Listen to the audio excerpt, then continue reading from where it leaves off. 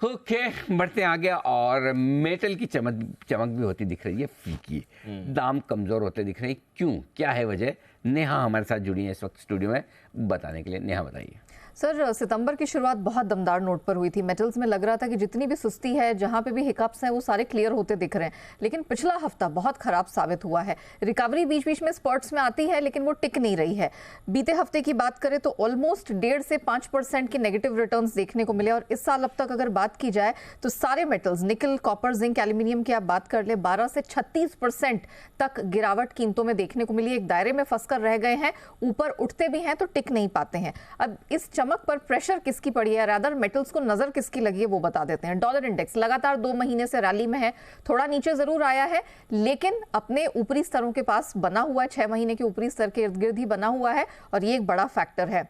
चीन, लगातार ऐसे आंकड़े निकल कर आ रहे हैं जो कहीं भी कॉन्फिडेंस जताने वाले नहीं है। हमने ट्रेड डेटा देख लिया, वो भी यहाँ कमजोर निकल कर आया।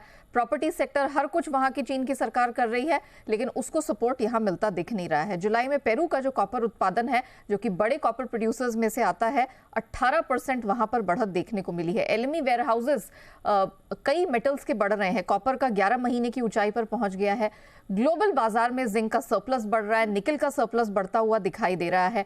बीएचपी, दुनिया के बड़े माइनर्स में से, इनका जो मुनाफा है वो 3 साल के निचले स्तर पर चला गया। और क्यों? क्योंकि ऊंची ब्याज दरों पर बड़ी इकोनॉमीज की ग्रोथ है, वो प्रभावित होती हुई नजर आ रही है। और आयरन ओर की कीमतों में अभी फिर से यहाँ सुधार दिखा है, लेकिन उनके बीते क्वार्टर में काफी खराब प्रदर्शन था, तो ये उनके भी यहाँ प्रॉफिट में रिफ्लेक्ट हुआ है। अब आउटलुक क्या बन रहा है? कुछ ताजा आउटलुक निकल कर आए हैं। एएनजेड, उन्हें लगता है कि कीमतें अभी भी एल्यूमिनियम की और कॉपर की प्रेशर में रहने वाली है। एल्यूमिनियम $2,500 प्रति टन के ऊपर वो देख नहीं रहे हैं, और जो भी स्ट्रेंथ मिलेगी वो अगले साल से पहले आने वाली नहीं है। कॉमर्स बैंक, उन्होंने एल्यूमिनियम कॉपर दोनों के लिए अपना जो टारगेट्स है वो $200 दोनों मेटल्स के लिए घटाया है। साल के अंत तक $8,800 के पास वो कॉपर को देख रहे हैं।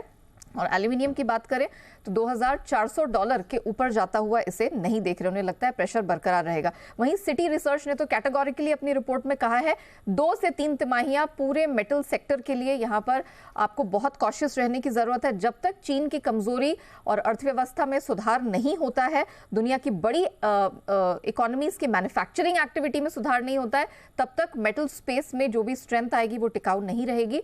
अगले 2 से 3 जो क्वार्टर्स हैं, सिटी के अनुसार मेटल्स में आपको सतर्क रहना होगा।